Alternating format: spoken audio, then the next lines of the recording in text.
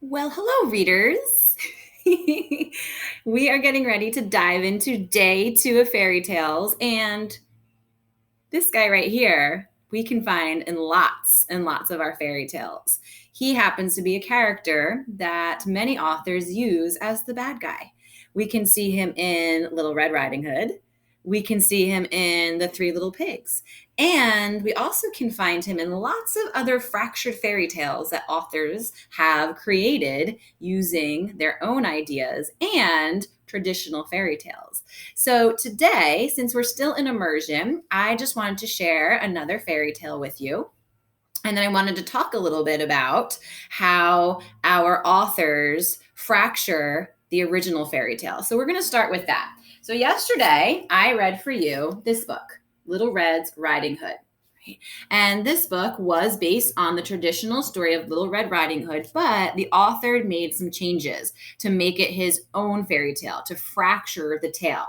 So when I was reading this book, I was really paying attention and thinking about what were the things that this author did that was different.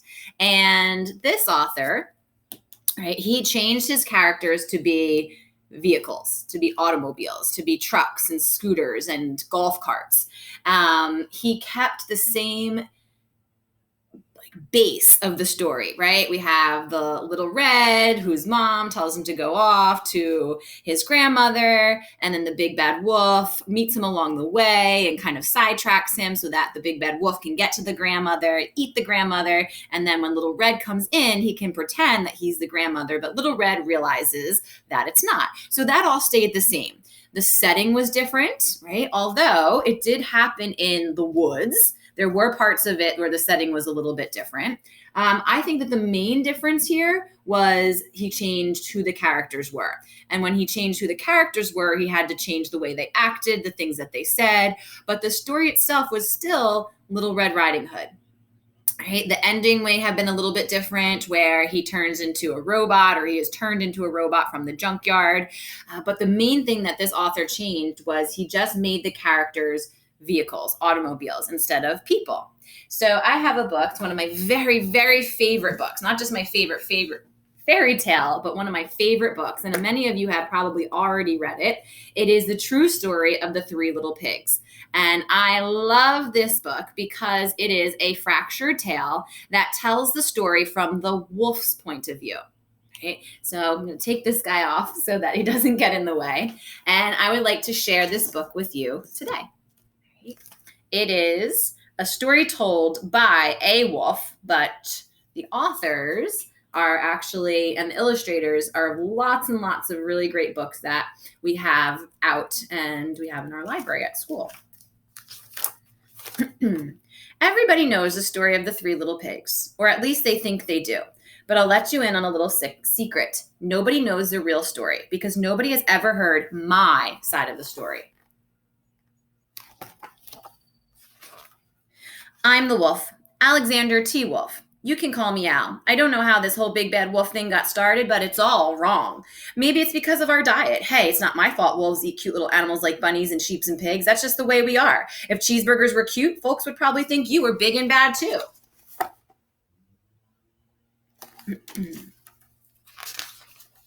But like I was saying, the whole big bad wolf thing is all wrong. The real story is about a sneeze and a cup of sugar. This is the real story. So I want for you to think about the actual story that we know very well, the Three Little Pigs, and think about how this story is different. How did this author and illustrator change the story of the Three Little Pigs into their own fractured tale? Way back in Once Upon a Time, I was making a birthday cake for my dear old granny. I had a terrible sneezing cold, and I ran out of sugar.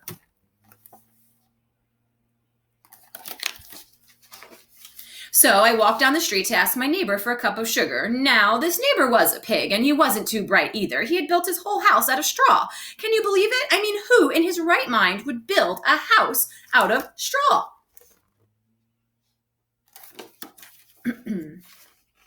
So, of course, the minute I knocked on the door, it fell right in. I didn't want to just walk into someone else's house, so I called, little pig, are you in? No answer. I was just about to go home with a cup of sugar without a cup of sugar for my dear old granny's birthday. That's when my nose started to itch. I felt a sneeze coming on. Well, I huffed and I snuffed. And I sneezed a great sneeze.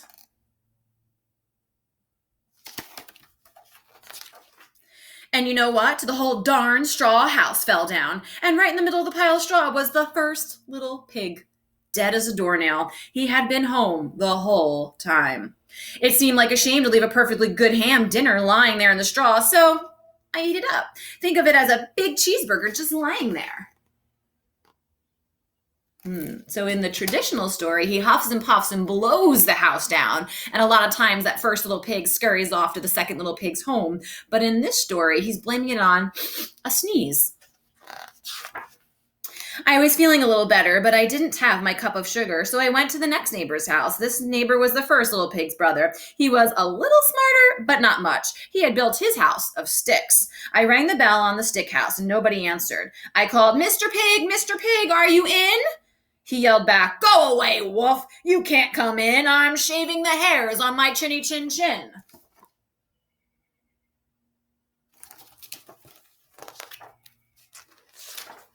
I had just grabbed the doorknob when I felt another sneeze coming on. I huffed and I snuffed and I tried to cover my mouth, but I sneezed a great sneeze, and you're not going to believe it. But this guy's house fell down just like his brother's. When the dust cleared, there was a second little pig, dead as a doornail. Wolf's honor.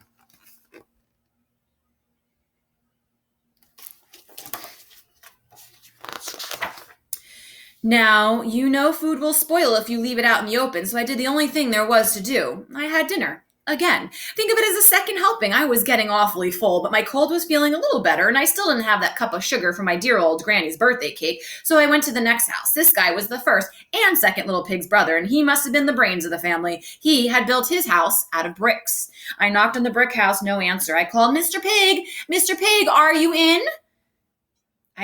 And do you know what that rude little porker answered?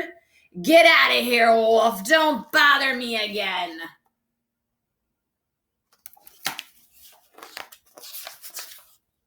Talk about impolite. He probably had a whole sack full of sugar, and he wouldn't give me even one little cup for my dear old sweet granny's birthday cake. What a pig. I was just about to go home and maybe make a nice birthday card instead of a cake when I felt my cold coming on. I huffed, and I snuffed, and I sneezed once again. Then the third little pig yelled, and your old granny can sit on a pin.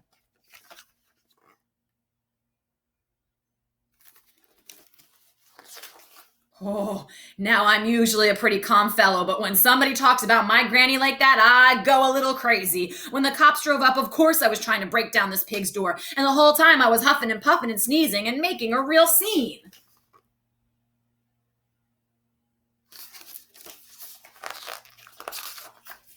The rest, as they say, is history.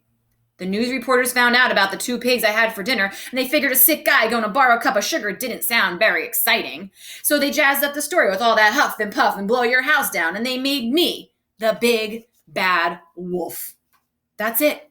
The real story. I was framed.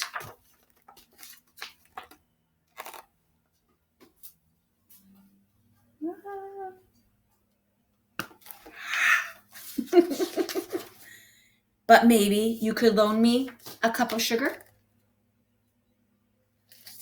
So I hope you like that book. It is, like I said, one of my very favorites. I love how it is told from the point of view of the wolf. And I have posted a video on our webpage of how to go to Raz Kids and look at all of the books that I have assigned for fairy tales. So if you look at that video and you go head on, there's going to be a little spaceship on your Raz Kids that says my assignment, and there's probably at least 10 fairy tale books that you can check out. I would love for you to start reading them. There's quizzes with them. Read 1 or 2 a day. And then as we move on with our fairy tale unit, I'm going to assign some books on Get Epic. So there's some other fairy tale books there as well. They have some really cool fairy tales where they actually take 2 fairy tales and they put them together into one book. So I'm really excited for you guys to read those too. All right, so that's it for our fairy tales for today. I'll see you again tomorrow when we start our actual lessons with fairy tales. All right, bye guys. Have a great day.